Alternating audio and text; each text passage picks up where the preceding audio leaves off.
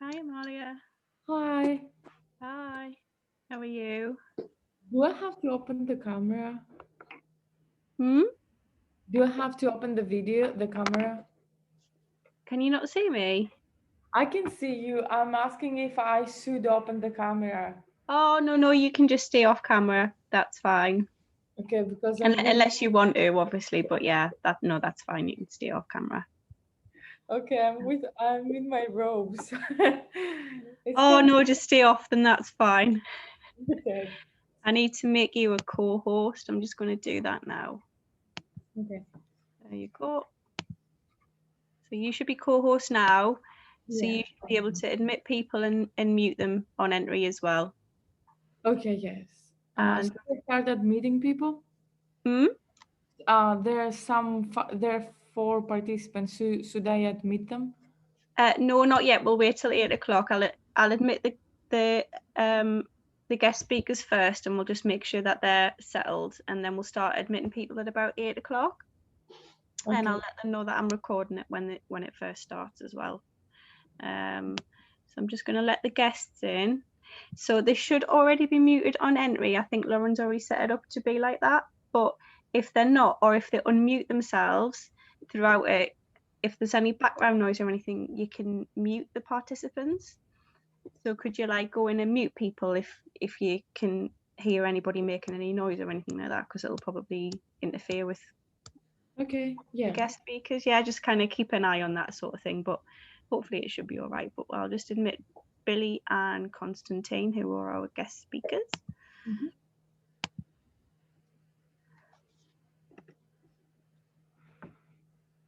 Hello, Billy. Hello, Constantine. Welcome. Hello. How are you? All good. Just getting ready still. Waiting for my dog to stop barking. Yeah, I've got a dog as well, so yeah, he's probably going to come over and start like trying to lick my face at some point.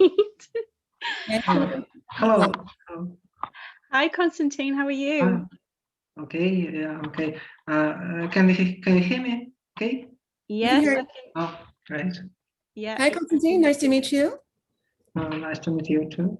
It's really nice to meet you both. So where are you both based? I'm in the Cayman Islands. Fab. Okay. And Constantine, are you in Russia? Yes, I'm in Russia. Fab. Okay. So we're very global this evening. That's great. And I expect a lot of our guests are probably going to be all over the world as well. So we might have a little bit of a global event tonight, which is going to be really exciting. So did Lauren send the questions over to you before yesterday before the event? Have you had a chance to have a look at what we're going to be talking about? Yeah. Great. And are you happy with the questions? Are you quite comfortable with what we're going to talk about today? I am. Yeah. And is it all right for you, Constantine? Are you happy with what we're gonna chat about? Is there anything that you're not comfortable me asking? Oh, actually, I don't know. Today I have had a long day and try to be.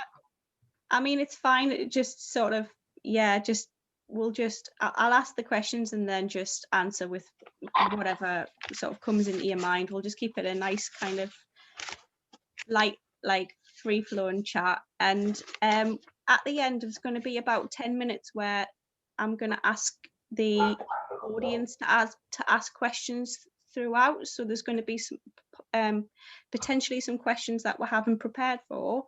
If there's anything inappropriate, obviously I won't ask those questions, and I'd expect our audience to be very sensitive and not ask inappropriate questions. But there might be some questions that you kind of haven't prepared for, so I'll ask them, and if you want to just if you want to answer, great. If you don't want to answer, that's fine. And it should only just be a very quick Q&A at the end, maybe 10 minutes. Is that okay as well if we do that? Just give the audience a chance to ask any questions. Yeah, absolutely. Okay. Oh, great. Okay. Yeah. So the biggest part of the event is going to be the pre-prepared questions, and then at the end we'll have 10 minutes of free form questions. Do you have any questions for me before we get started? What time is it for you, Constantine? Oh, sometimes it's I don't hear you. I was asking what time it is for you, but I think I can see your clock. Is it midnight over there? No. I think something with my internet connection is unstable. Yes, I understand the question now. Today, oh, it's about 9 o'clock, 9 p.m. Oh, okay. It's quite late. And what time is it for you, Billy? Just turned 1 o'clock now. All right. Okay. What's the weather like in the Cayman Islands? It's coming down hard today. It's just been raining almost nonstop for the past 2 days. It just stopped about a minute ago, but I doubt that Okay. will last very long. We're getting into hurricane season very soon anyway. Well, we have constant rain. We're in the northeast of England, so that's all it ever does. Let me guess. Edinburgh? We're about an hour and a half away from Edinburgh in Scotland. So we're at not far from the border of Scotland, actually. Yeah, about an hour away from that, which is why I maybe sound a little bit Scottish, but I am English. I have a friend who sounds just like you, but she's always telling me about her home. Oh, right. Okay, where is she from? Edinburgh. Edinburgh. Okay. Edinburgh. Yeah, Edinburgh. we do sound a little bit Scottish in the northeast. We have a lot of similar words as well as the Scottish, but we are technically English. What's the weather been like for you, Constantine? Oh. Sorry, what? What's the weather like in Russia? Today it's rain, but usually it's must be pretty hot. Okay, is it hot in Russia? I didn't expect it to be like that. Because Krasnodar, where I live, is in the south of Russia. Sorry about my terrible Russian accent. No, it's a beautiful Russian accent, and your English is really good. It's a beautiful Russian accent. I'm just used to hearing English, so it's nice. So we're going to start admitting people in a couple of minutes, and I'll let them know that the event's going to be recorded as well. Is that okay with both of you? If we record the event, we'll put it on our private YouTube channel. It just means that anybody can go back and watch it later if they want to do that, you know, which is always great. Great. So Amalia, are you okay to start admitting people in a minute? Yes, just let me know when. I will do, yeah. Okay. Oh, dog. Is that your dog, Billy? My dog, he'll calm down eventually. What kind of dog have my you dog got? interested in it. Oh, have you got a dog as well? Yes, sure. Oh,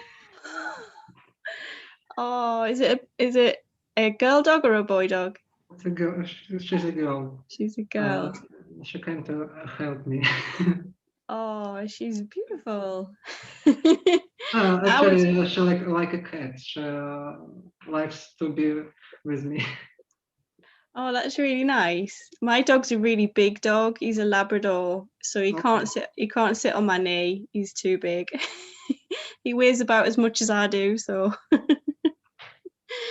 But your dog's beautiful. What kind of dog have you got, Billy? He's a pit bull mix, so he's got a lot of energy. Oh, I love pit bull. I had a bull mastiff until recently, but she's gone to heaven, unfortunately. But yeah, I love like the bull type breeds. They're beautiful, very friendly and loving. People think that they're dangerous, but they're not. He's a little too friendly. Too friendly, yeah. Okay, great. Malia, we're at 7 o'clock if you want to start admitting people, and I'll give people a chance to join. Okay, great. Well.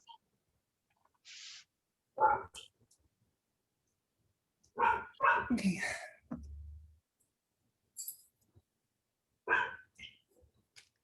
Hello, everybody. So we've just still got people joining, so I'm going to give, I'll our audience a few minutes to join before we get started. All right.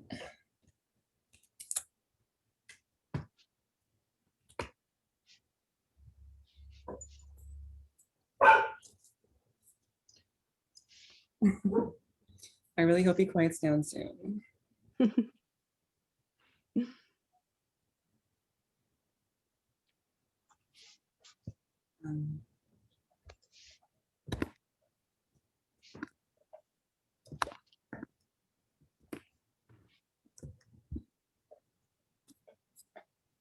I have some people asking how to join. Should I send them the same Zoom URL? Yeah, if you send them the link, they should just be able to join in the Okay. same way.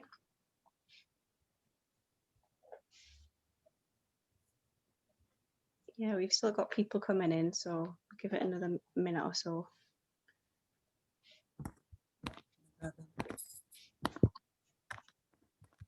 just have one article I wanted to bring up. I've not been able to find.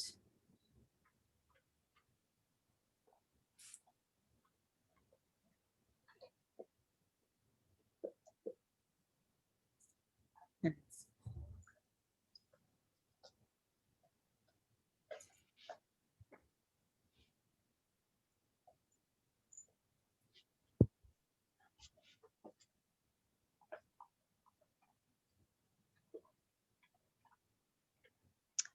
Okay, so I think we've got most people who are going to join admitted now, so we can get started. I'm sure people will probably keep joining as we go. So welcome everyone. My name is Suzanne Butler. I'm a lead trustee at Report Out. I'm responsible for the events and fundraising team who put this event on for you this evening. So thank you very much for joining us. Just to let you know that the event is being recorded, so if you don't want yourself to be visible, then it is worthwhile just to keep your camera off, just so that if you don't want your face to be recorded. Also, if you can keep yourself muted throughout the event tonight, just so that we don't get any interference from background noise while we've got our guest speakers speaking, that would be really, really great. So just to let you know, we'll be finishing on time at 8 o'clock, and we do want to be quite prompt tonight. So we'll get started. Just to let you know, we have got Amalia, one of our events officers, in the background. She's just going to be admitting people, just making sure that everybody's muted, and she's going to be popping links in the chat throughout the event tonight as well. So you'll see those coming into the chat. And those will give you the opportunity to donate to Report Out if that's something that you're able to do. So just watch out for those links. And if you do want to donate, that's obviously great. That enables us to continue our really important work to educate, campaign for, and research for the human rights of the SOGI community around the world. I also want to say thank you to Lauren, who couldn't be with us tonight, but I'm sure she'll watch this event back when she gets the chance. She's organised this event for us tonight and arranged for our guest speakers to be with us, and she is one of our very, very valued volunteers. So thank you, Lauren, for all of the work that you've done to organise this event for us this evening. We're very grateful. So this event tonight, what we're going to be discussing is life getting any better, or is life better in 2021? It's a very important question, and it's also in recognition of IDAHOBIT, which I'm sure you all know is the International Day Against Homophobia, Biphobia and Transphobia.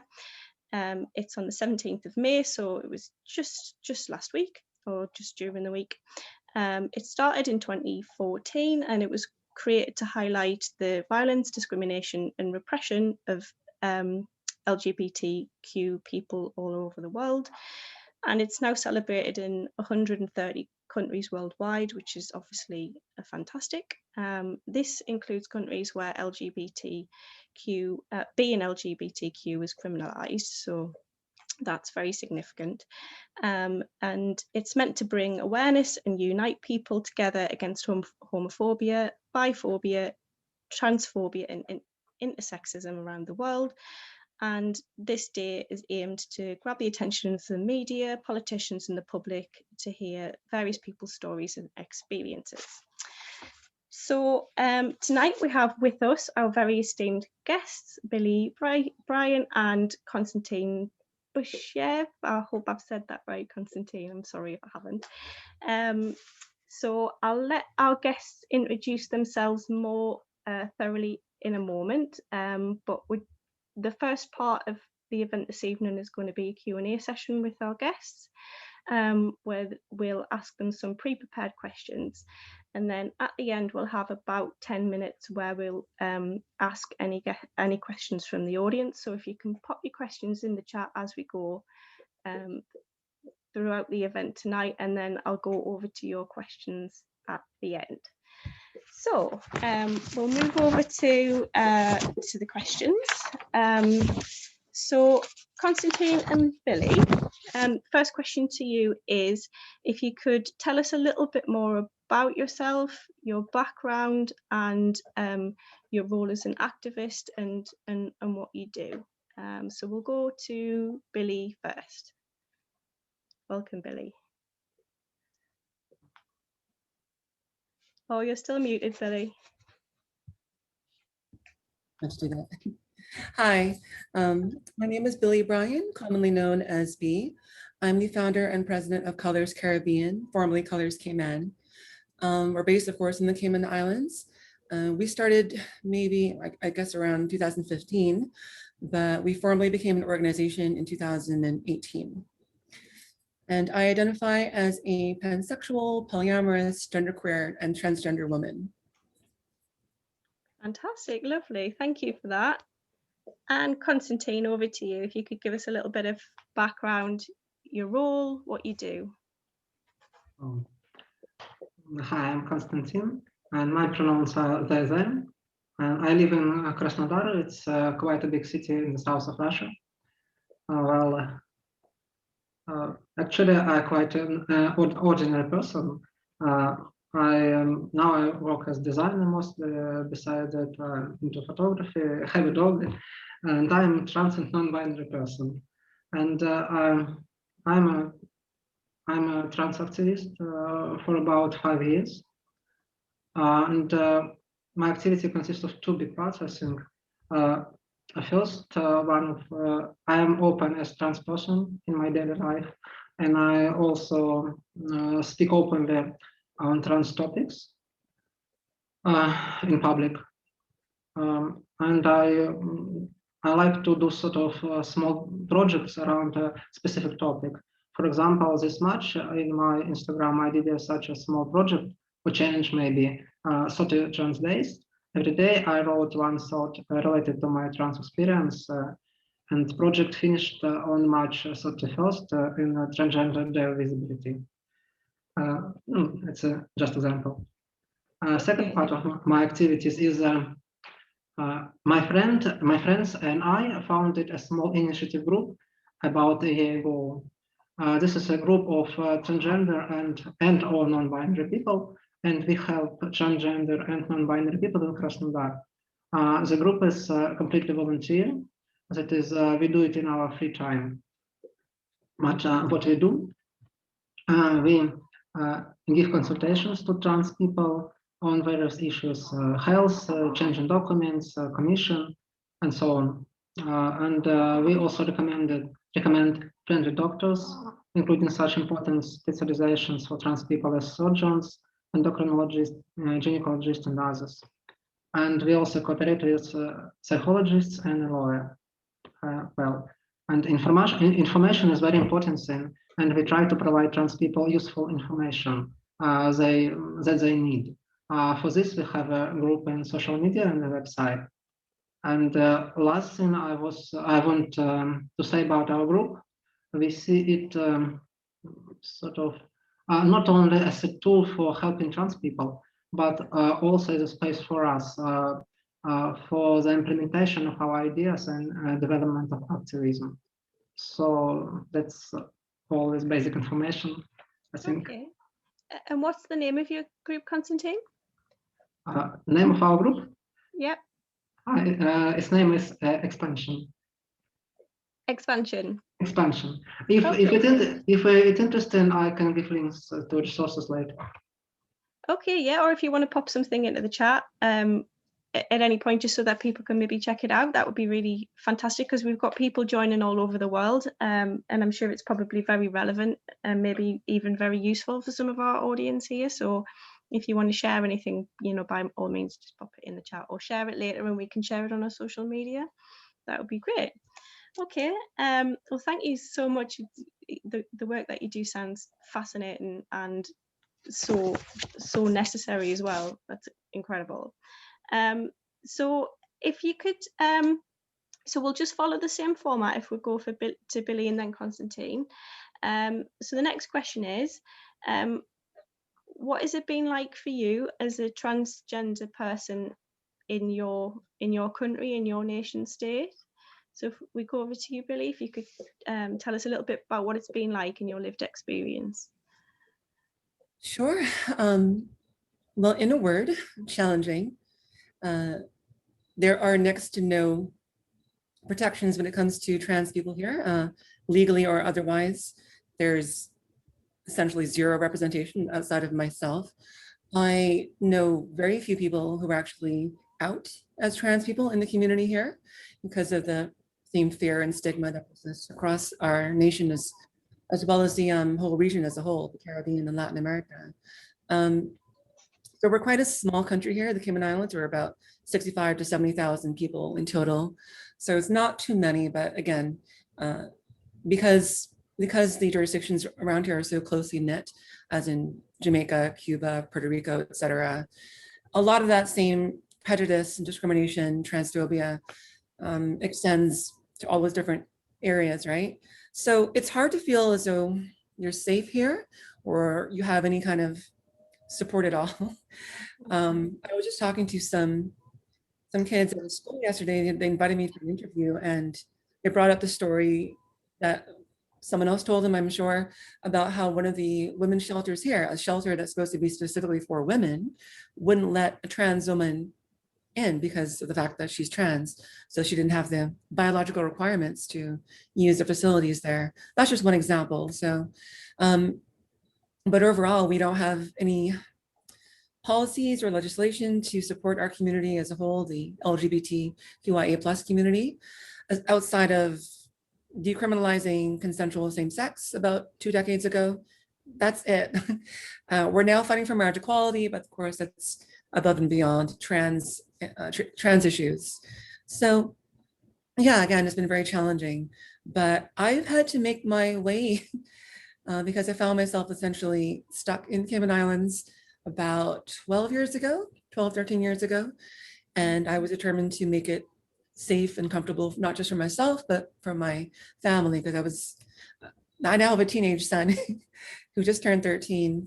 So I wanted Cayman to be as safe and comfortable for them as possible, knowing that we'd be raising them here. They're now living in the US, but that was the impetus for me forming Colors Cayman. It started as just a small movement and it's now blossomed into a full-fledged multi-regional organization.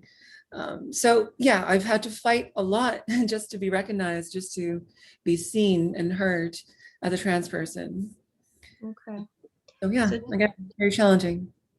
Okay, so would you say that's the general experience of all trans people in the Cayman Islands, that they either face barriers and a constant battle in their lives, or they perhaps don't start the process of transition because it's just too challenging? Like, what do you think it is for the community in the Cayman Islands? Well, there are some small resources available that we do have some psychotherapists, psychologists, and medical professionals who are more than willing to help trans individuals here. And we, anytime a trans person comes to us looking for support, we will direct them to those people. But for the large part, it's just that support is still so lacking there. So I think, yeah, a lot of it comes down to fear and risk, justifiable risk, because, and I'm no exception to this. Trans people here will face threats of homelessness, or lack of employment or losing employment or facing discrimination or prejudice at work, at home, at school, even in their own church. So yeah, finding that support network and that community where they can feel like they're accepted and supported is just extremely difficult for them. And that's what we're trying to do as well, provide that same support network for those trans individuals, as well as the community as a whole. Okay. And did the decriminalizing of same-sex relations, did that change things in the Cayman Islands? Did it have a massive impact, or? I don't want to downplay the impact of it, but I think that's just the tip of the iceberg. We have so many more issues to tend to. So, I mean, trans issues especially, that's not even part of the conversation here yet. People are still talking about gay marriage, you know, that's still the main point of dialogue with these issues. So even if there's trans anything brought to the table, it's always lumped in with gay marriage as if it's one and the same. So I don't think people even understand all of the identities that are attached to the LGBT acronym, you know. They're still coming to terms with the lesbian and gay aspect. They're maybe coming around to the bisexual identity. But again, trans anything is just not even part of the conversation. So yeah, we have a long ways to go. And here I am championing for our community, for our rights, and no one's even really listening to what I need as a trans person. Yeah, that sounds incredibly challenging. Yeah, fantastic work. And over to you, Konstantin. Same question. So what is it like? What is your lived experience as a transgender person in Russia? When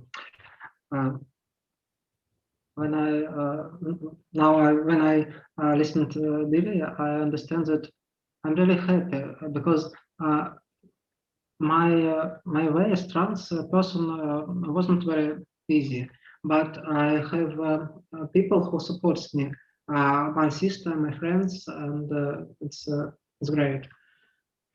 Because I'm 43. I'm was born in the Soviet Union, and when I was young, I had no information about what is trans. I even didn't know a word transgender or something, and it was a difficult time. And it's great that today it's easier to find information about this. But I wanted to say about transgender experience in general, not only about me, but about our transgender community in Russia. Unfortunately, there are a lot of bad things, but we have good ones too. And unfortunately, there is quite a strong transphobia in our society. This gets worse because of the policy of our state. It promotes so-called traditional values. As you maybe know, since 2013, we have the law that prohibits providing information about LGBT to people under the age of 18.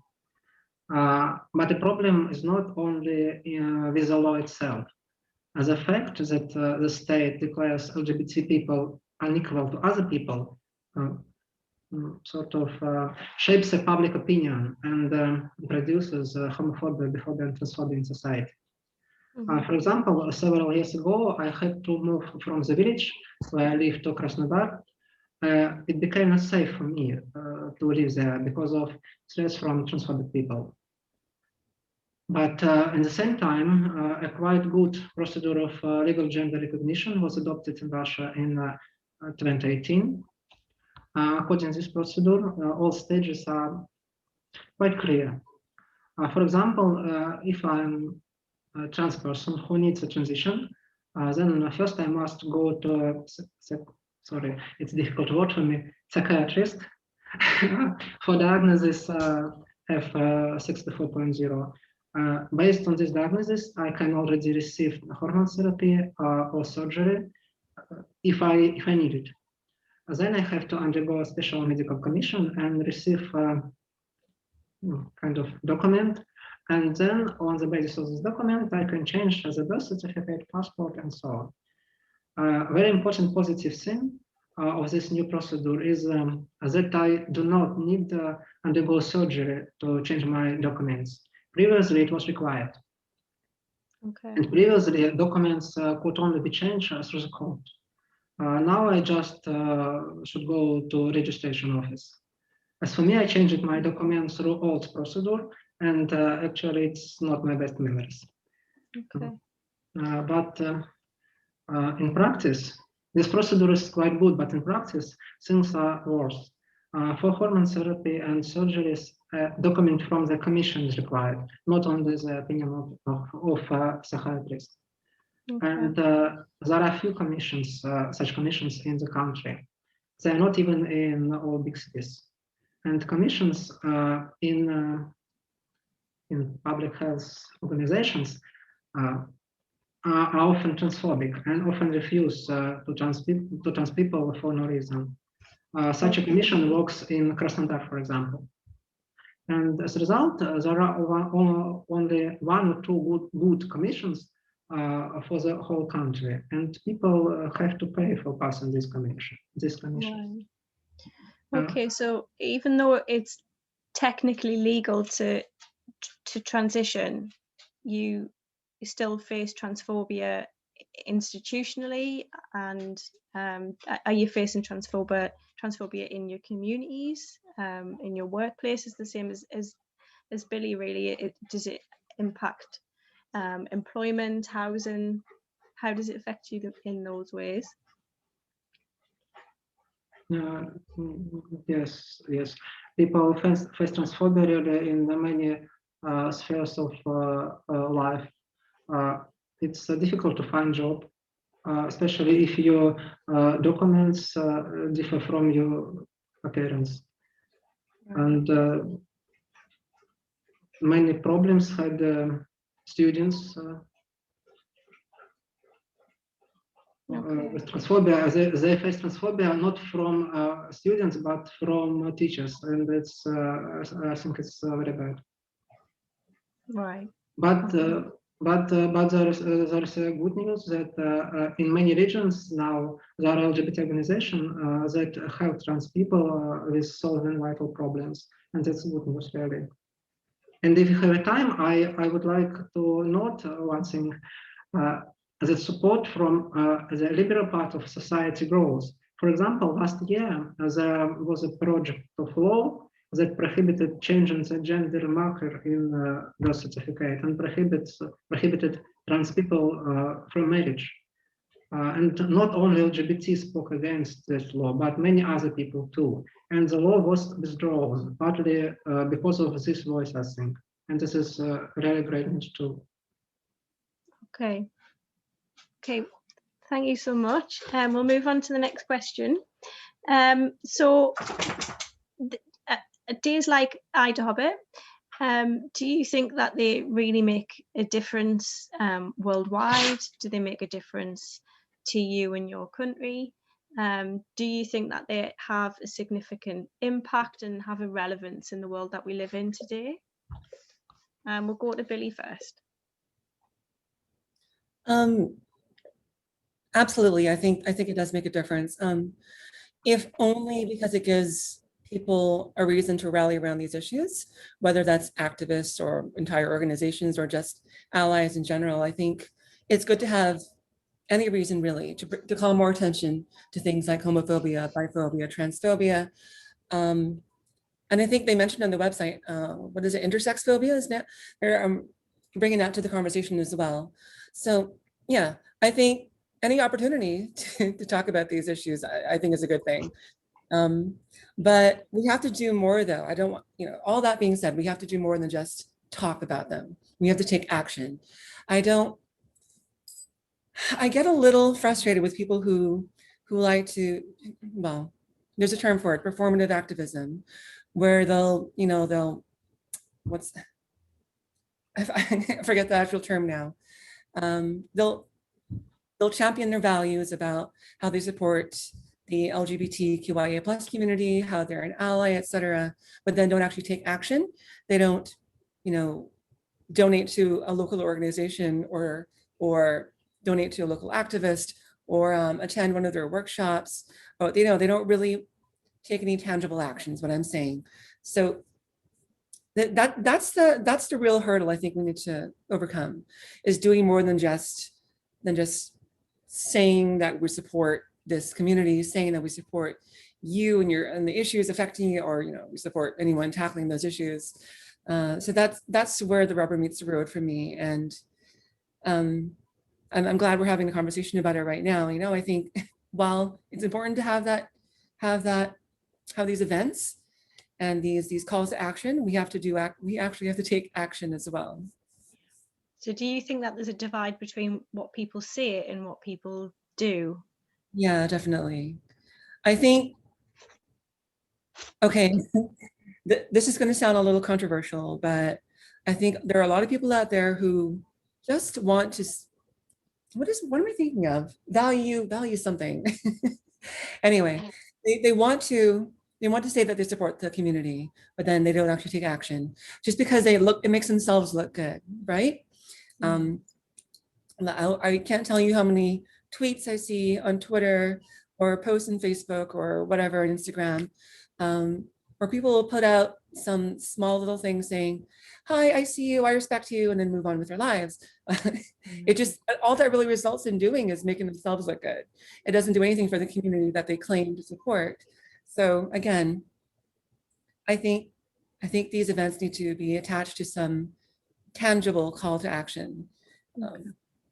Yeah. I agree. I think it's great to have the voice and the volume of a day like IDAHOBIT, but I agree. I think action. Yeah, we have to go. Practical things are really important. I agree. Great, thank you. And we'll move over to Constantine. So the same question to you. So do you think that days like IDAHOBIT, do you think they have make a difference to people's lived realities?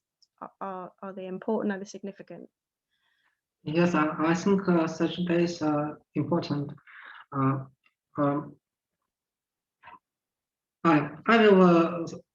will speak about Russia mostly, about our specific. And for us, such days unite community and give us the opportunity to feel support. For example, this year, our group, together with several other LGBT organizations from different regions of Russia, started online flash mob. We didn't take the motto proposed by the organizers of the day, but we took the idea and revised it a bit so that it became more relevant specifically for Russia. As a result of our discussion, we chose the word acceptance. We called our flash mob vaccine of acceptance. Yes, after all, the topic of vaccination is relevant now. And we invited non-LGBT people to share stories under this hashtag about how they come to acceptance of LGBT people. I actually read a lot of sincere and good words that people wrote, and it really does support. And it gives hope that there will be more people who overcome homophobia, biphobia, and transphobia. Mm-hmm. And if interesting, I would share this link to later. Mm-hmm. Okay, great. Do you think that there's enough being done in Russia? Just like Billy says, do you think there's enough people doing real, tangible things to make a difference? Sorry, something was I didn't hear you. So do you think there's enough being done in Russia? Do you think people are taking action and things are really happening? About this action, you mean? Yeah.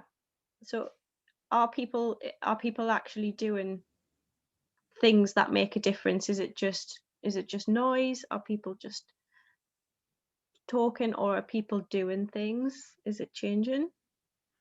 When I speak about people, it's really important. If people only speak about acceptance is itself very important, because the big problem is in Russia is the public opinion, and activists, LGBT activists give support, give service for community, but from society, from non-LGBT people, we want only support today. We don't want anything else from them. Support in and acceptance in this stage for us is enough. Cooperation and actions will be next stage. Okay, no, that makes a lot of sense.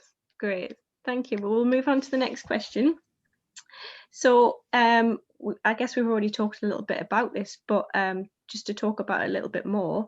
So what do you feel the role of global activist groups or local or national activist groups, what do you think that their role is in making a difference for the LGBTQ community? How do you think that they make a difference within people's lives? We'll go to Billy.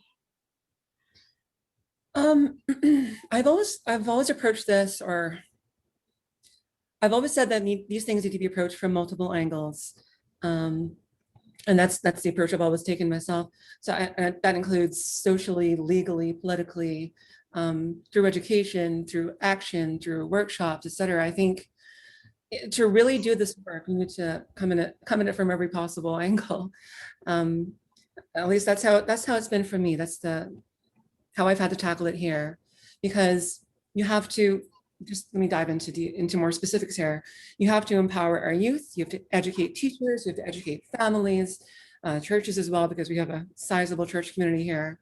You have to talk to stakeholders like psychotherapists and like medical professionals and like politicians, and because they might have the best, they might have your best interest at heart, but they might not know about the issues you're facing. So someone just needs to point them in the right direction and show them that these things are happening, that you need their help.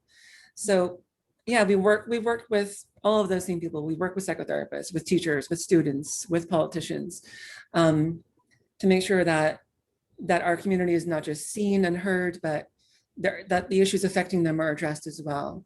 I think that's what any activist doing this kind of work needs to do. It has to be a holistic approach.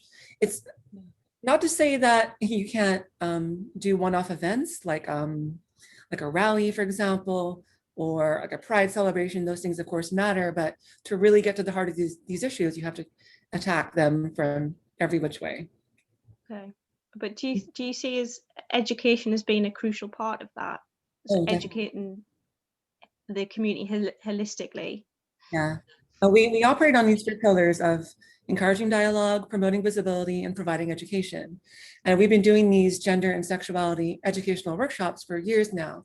We were doing them at the library to start, the public library, but we've now taken them to schools, universities, to the police, to the government itself. We're now doing different workshops to talk about, because initially it was focused on mental health, but we're now looking at different sexual orientations and gender identities throughout history. So we're expanding the scope of the things that we're educating people on right now. Mm-hmm.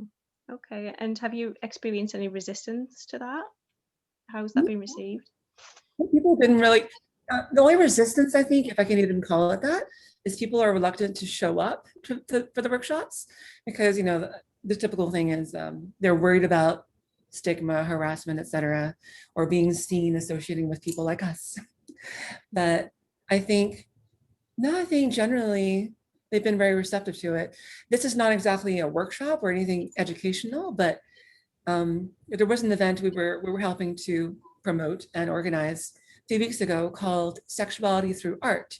And it was, of course, focused on art, music, poetry, etc. And there was a lot of queer art on display and queer poetry. And it was quite an impressive turnout. And we got no backlash, no vitriol in the press about it. So I think I think people here are becoming more receptive to our message and to our community, which is a good thing.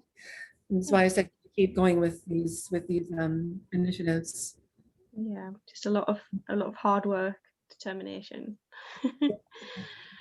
Fab. Okay, so we'll go over to Constantine with the same question. So what do you see the role of activists being globally, nationally, or locally? So yes, it's easier for me to talk about local and maybe a national activist group. Yeah. If we speak not about work itself, because it's very different, and but about the role, I would like to say that, as for me, the most important thing that activist group, by their work, help LGBT people to feel support, to feel that they are not alone. Because in society where LGBT people is a vulnerable group, it's very important to feel that you are not alone. But of course, not only that. And activist group work not only with LGBT people, we cooperate with media and independent media, of course, and speak about LGBT issues in order to reduce transphobia, biphobia, and homophobia in society. And activist group work with government agencies, of course, where it's possible. It's not possible everywhere. And with professional communities to stop violation of rights of LGBT people. Separately, all this work is not very visible, but I would like to think that because of this work, the life of LGBT people gets better. Okay, so I guess the same as Billy, you think education is important, but also the support in terms of social networks or mental health support, or just being someone within the community that people can go to. I guess that's something that you also think is really important. If we speak about the work, the main directions are support as consultations and legal support and psychological support.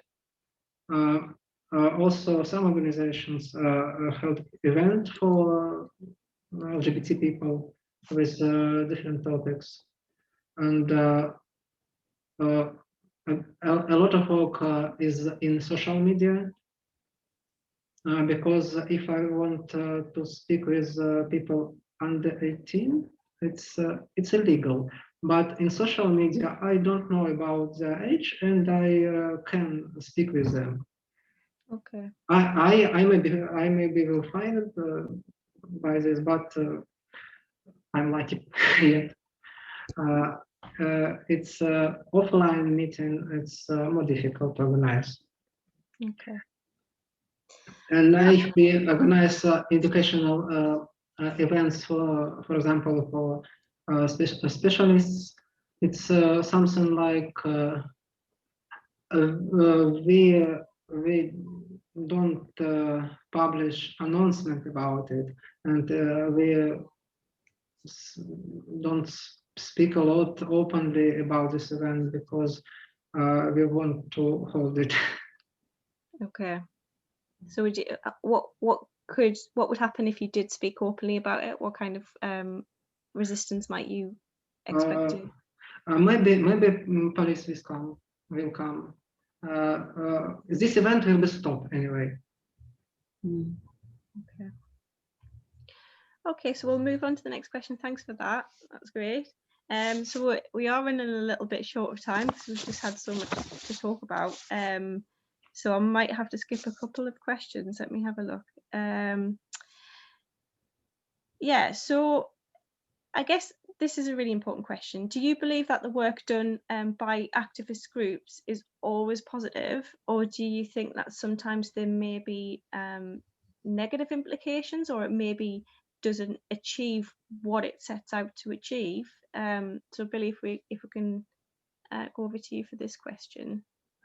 No, it's definitely not always positive, unfortunately, whether that's intentional or not.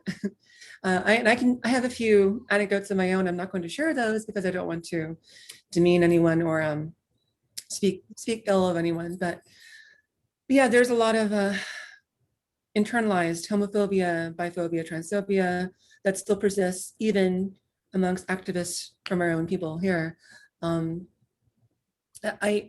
Again, without getting into specifics, I can confidently say that there's been a lot of progress made, but often at the expense of other minorities, like there are policies that are written up or legislation that's drafted that excludes trans people or excludes intersex people or perpetuates the gender binary, you know?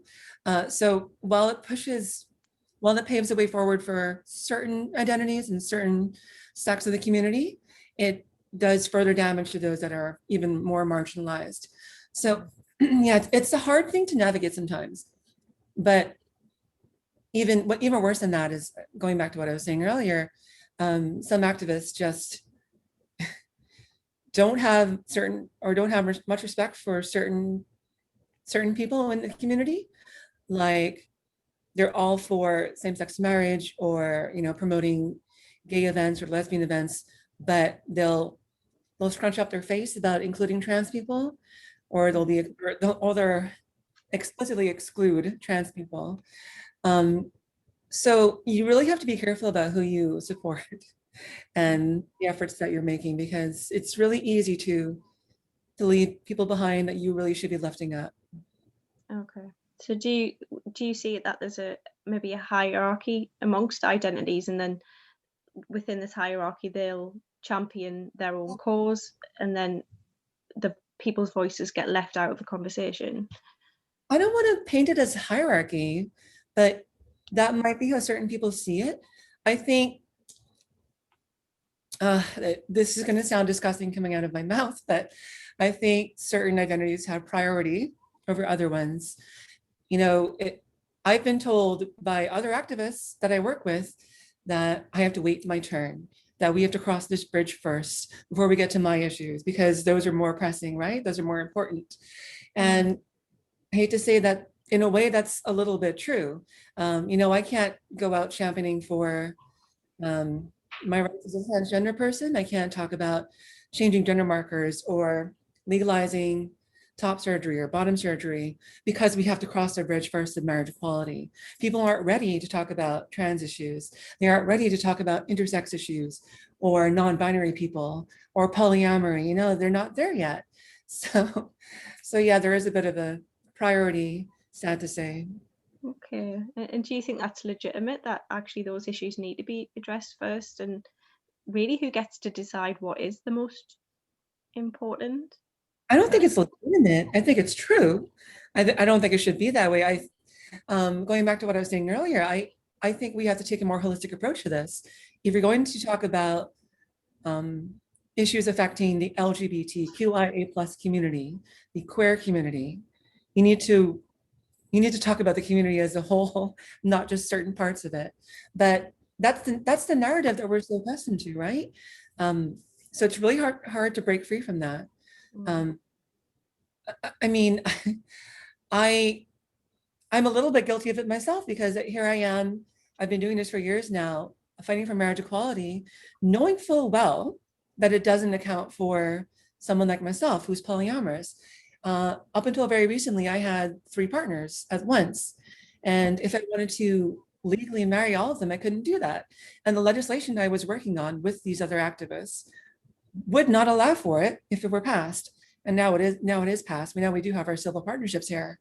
And that is, you know, a huge step forward, but it's still not quite marriage equality. And it still doesn't allow for someone like me to have multiple married partners at the same time. Okay. So a lot more needs to be done, really. Yeah. Great. And same question to you, Constantine. So yeah, do you think that there can potentially be any negative impacts from what activists do? Yes, it's not easy question, but it's necessary. To be honest, I see, yes, I see a lack of inclusion in some LGBT groups, especially for not LGBT, but for non-binary people. When I feel strange when I in some groups when I speak about that I'm asexual, and if I speak that if I say that I autistic, and I feel that they don't get me serious.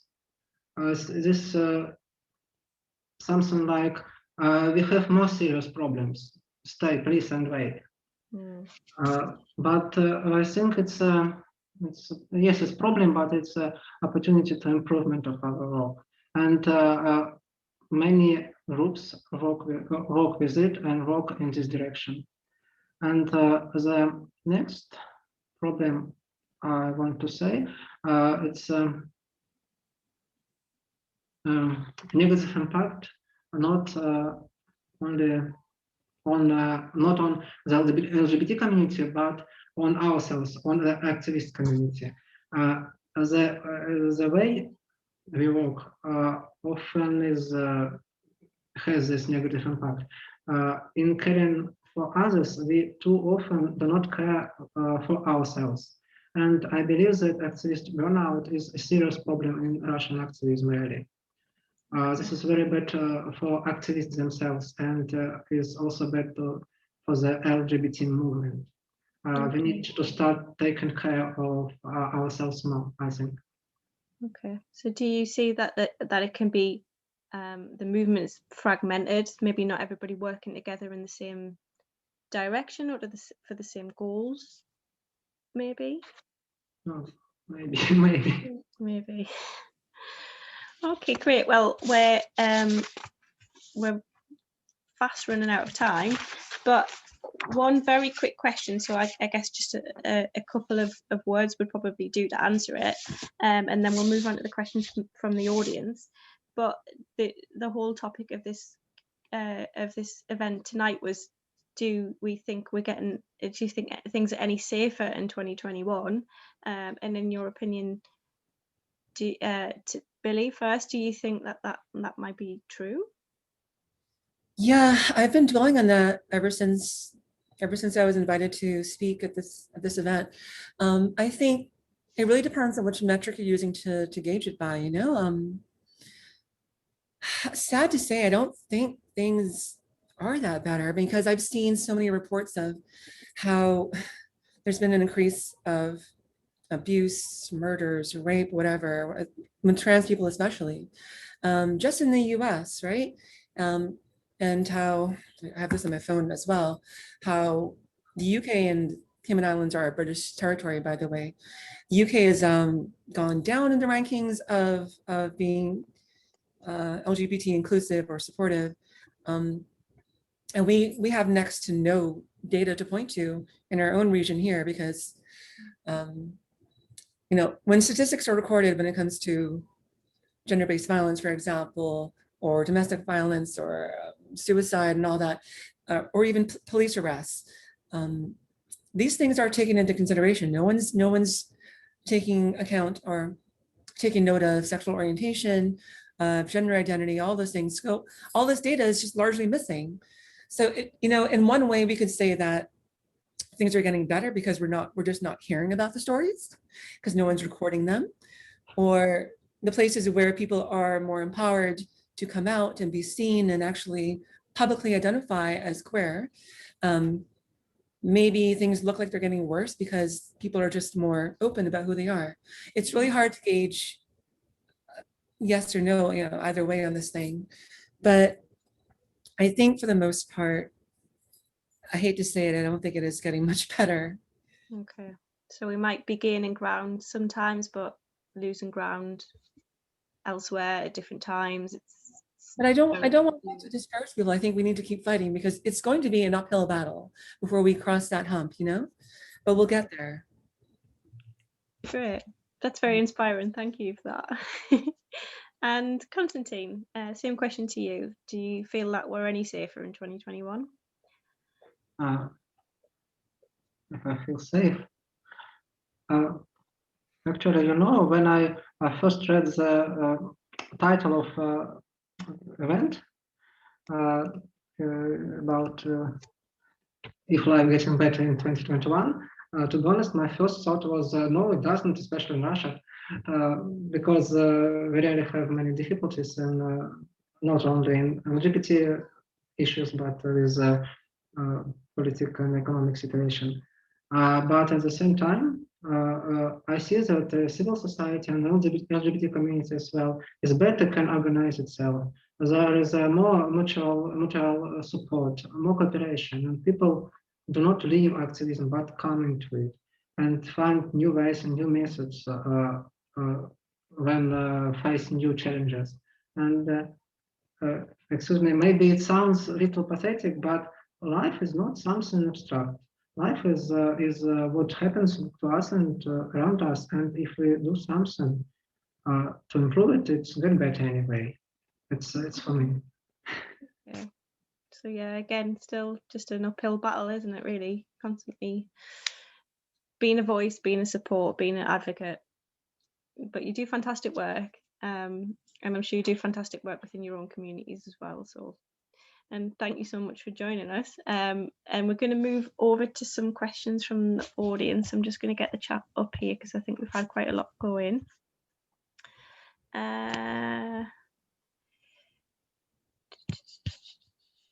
Lots of people thanking you for joining, so that's great. And lots of people obviously very interested in what we've been talking about. Okay, so we've got a question for both B and Constantine. And this is from Leslie C. Would you agree that it's necessary to be visible as trans, non-binary or intersex person in order to counter misinformation about us put forward by bigots? However, this can be very difficult and even dangerous, especially for trans women. So do you think it's an important thing for a trans person to be open about their identity, even if it puts them in danger?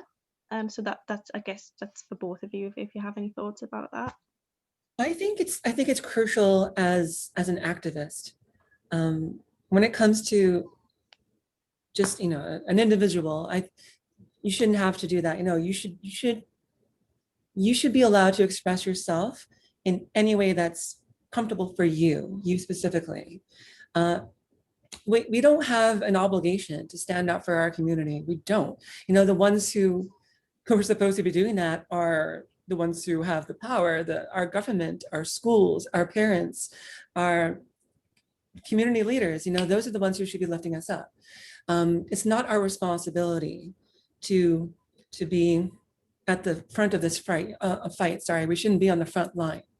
But some of us unfortunately have to. As an activist, that comes with the territory. Yeah, but then really consequently what you're doing is put yourself at risk really for other people. So it is a delicate balance. Constantine, do you want to add anything there? Yes, I'm agree. I'm totally agree with Billy. To be open is a choice for every person. For example, for me it's choice. I choose to be visible, but I have a privilege in that I know where to find support. I have a lawyer to solve problem, and I choose to be open. But I'm not encourage all trans people to be open, of course, because it's I understand that it's very unsafe. But some of us, if some of us open, it's good because it's great because people see that we're the same. We're just humans, and maybe they became less transphobic. Okay, that's really good insight, and I think there's always throughout history there's always going to be the front runners are the people who are breaking barriers and making change but putting themselves at risk personally, and that's what you guys are doing right now. So it's commendable. It's great. So I think we might have time for one more question. I'll just have a look through the chat. We already had that one. Okay, lots more positive feedback. Question for Billy. In doing all your activism, how do you not get tired and burnt out? Do you have coping techniques that you could share with others? And that's from Drew, our chair of trustees. Well, I definitely get tired and burnt out, definitely. It's exhausting. It's really exhausting.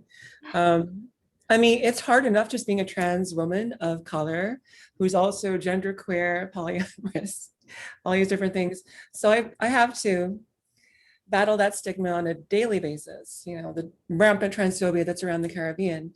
But on top of that, manage a whole organization and fight just to be seen and recognized. So I do have my own coping mechanisms, and self-care, of course, is vital.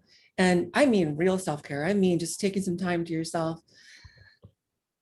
And I don't just mean like a bubble bath. I mean taking the weekend to get away from everything, turn off your phone, turn off the laptop, and just read a book, soak up some sun. Yeah. At the end of the day, you're still a human being, and you still need to take care of yourself if you're going to keep doing this work and take care of others. Yeah, agree. Definitely agree. You do need to take care of yourself first, because if you've got nothing to give, you can't give anything, can you? Is that true? I agree. And yeah, Constantine, do you want to add anything there before we wrap up? How about you? Do you manage to find ways to self-care and look after yourself?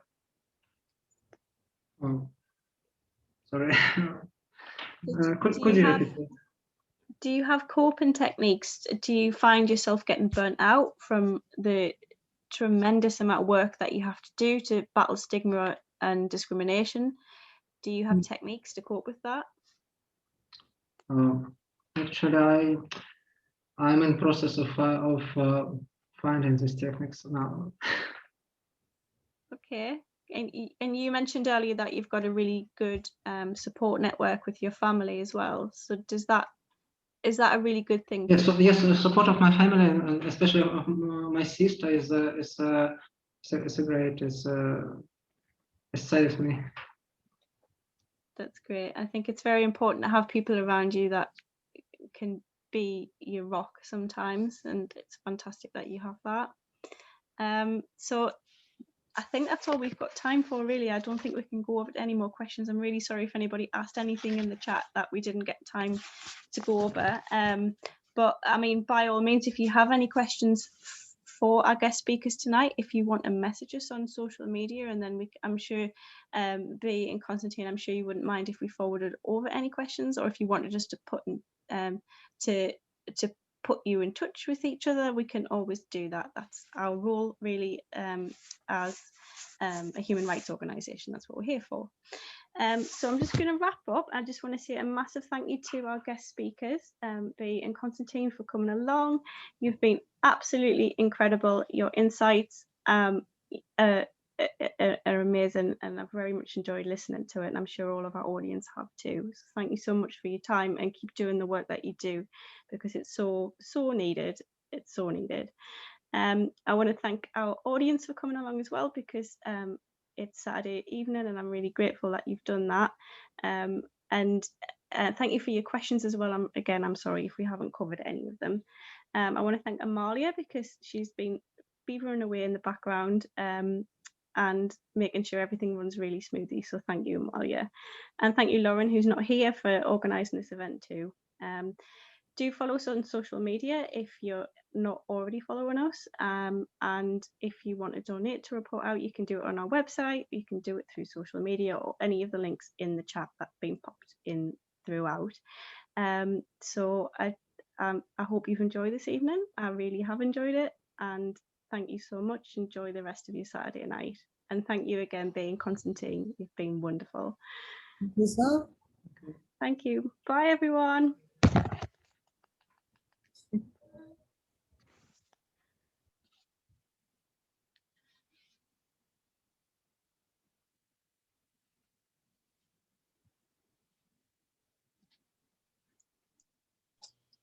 Dan, check the chat.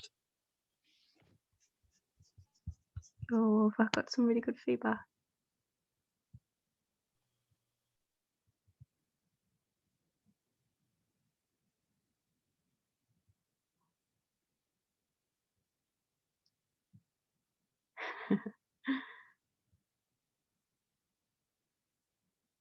Oh. Marty, that was brilliant. Yes, you did so great. Oh my God. That was great. Thank you. It's not my favorite thing to do this, mine. No, you did absolutely amazing. Oh my God. Oh, thank you. It was a really good event. It was really good. I mean, it was Saturday night, so I don't think we got a massive audience, but we still had about 20 odd people, I think, at one point. So, and the guest speakers were great, weren't they? Yes. How well did Lauren do getting those two? They were great. It was Yeah. so wonderful. Like they talked. Okay, I'm gonna open my camera because it's just me and you. They talk from the heart, and I was not sure that they would be like saying all this kind of stuff, even Yeah. though they knew that this is gonna be filmed.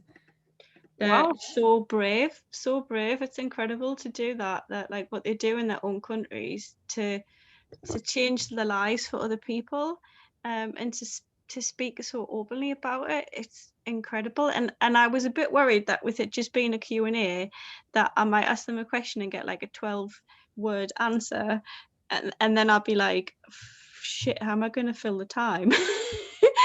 But I couldn't ask all the questions because they had so much to say, so they were just great. I'm gonna send Lauren a message and ask her to thank her from us, because I think they've really like been fantastic. So if that's okay, if I send a message to Lauren and say, can you thank the guests from Suzanne and Amalia, because they've just made our event amazing.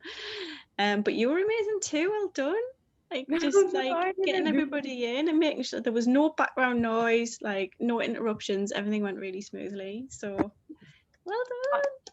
Yeah, well then I sent you that. So Lauren told me to send you all the questions as a Yes. direct messages, and I did it. I do not know if you received them. I did, but like because I got a bit distracted by listening to them, I forgot to like look for that. So I just went looking through the chat. And I was never gonna have time to ask all the questions people were asking, because I just like they were talking so much. But I think if anybody wants to talk to the guests, we can always connect them on social media, can't we? So we've got that option.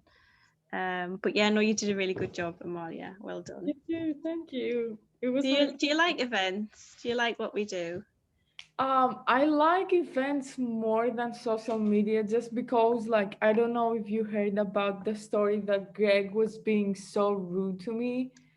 Yes, I heard all about that, and that's not right. That's not right. Yeah, and when Drew asked me to be on your team or to the education team, I was like, I can go with Suzanne. Yeah, we'll totally have you on our events team, and you've been great so far. Lauren was saying the other day, she was like, I keep giving Amalia things to do and I feel really bad. And I was like, no, because I think Amalia wants to be included, so don't feel bad about it. And she went, she's been an absolute godsend. She's really helped us. So just keep doing what you're doing. And then if you feel comfortable and confident enough, maybe in a couple of events you could run your own event if you wanted to. Absolutely. I can do anything you ask me. I don't mind at all. Of course you can do anything you want. But well done. Thank you. Well done to you too. It was a fab event. Thank you so much for your help. It was wonderful. Thank you. Enjoy the rest of your evening, Amalia. You too. Bye bye.